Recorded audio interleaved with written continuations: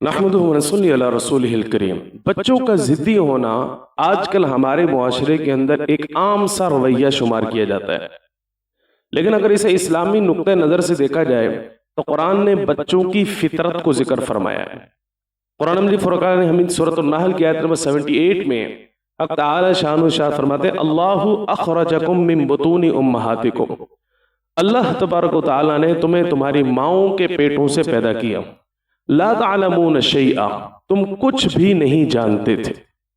इसका मतलब ये हुआ कि बच्चा या बच्ची जिस वक्त इस दुनिया में आ रहा है, उस आलम से इस आलम में आ रहा है, तो ला तालमून शैआ, उसके पास किसी भी चीज का इल्म नहीं है, उसके पास किसी भी चीज का शऊर नहीं है।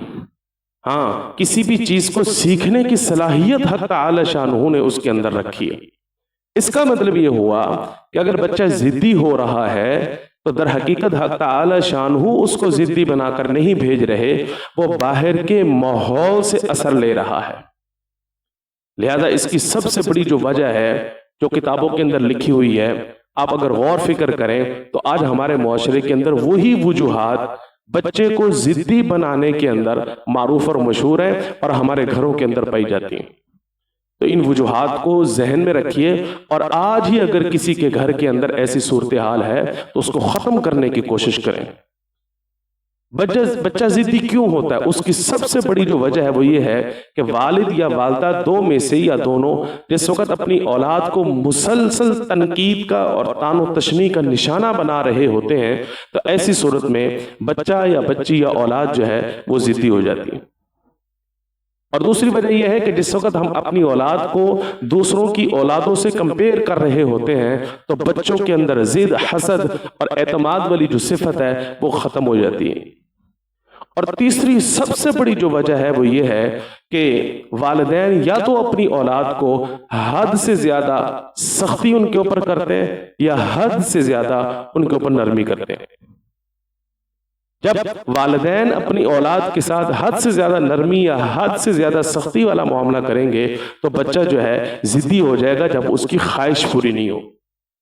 इसलिए ज्यादा नरमी भी नहीं होनी चाहिए और ज्यादा सख्ती भी नहीं होनी चाहिए। मारपीट तो बिल्कुल नहीं होनी चाहिए। सख्ती का मतलब डांट टिपट और इसी तरीके से कुछ ऊंची आवाज में कोई बात कह देना।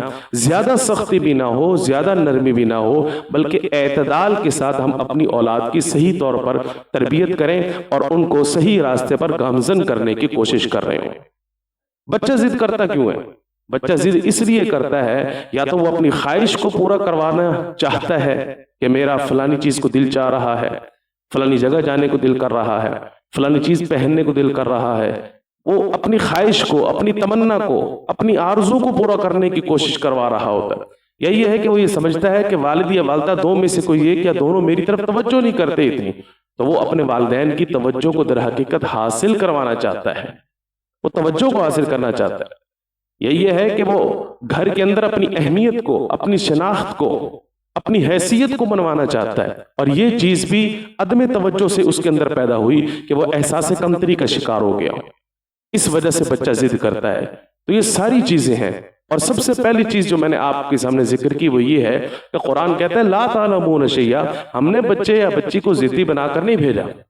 बाहर का जो माहौल है उस माहौल ने बच्चे या बच्ची को जिद्दी कर दिया। इसलिए सबसे पहला पॉइंट आज जो मैं आपके सामने जिक्र करने वाला हूं वो ये है कि अगर हम अपने बच्चों को जिद्दी नहीं रखना चाहते और जो जिद्दी बच्चे हैं उनकी जिद को ख़त्म करना चाहते हैं, तो सबसे पहला पॉइंट ये है कि हम अपने घर के माहौल को तब्दील करें।